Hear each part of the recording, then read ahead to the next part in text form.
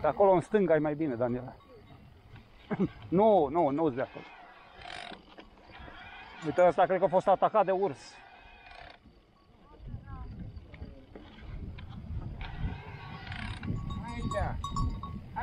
Ăsta cred că a fost atacat de urs.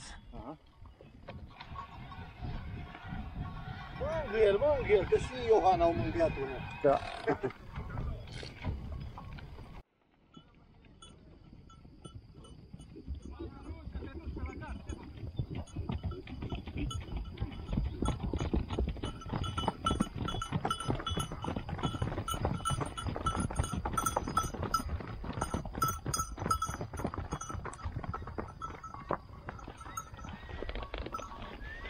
Pui pe tubul tău.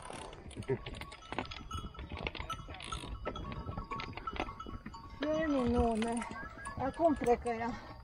Nu trec să duc înapoi. Uite, eu pot pleca și pe acolo. Poate se întâlnesc în capăt.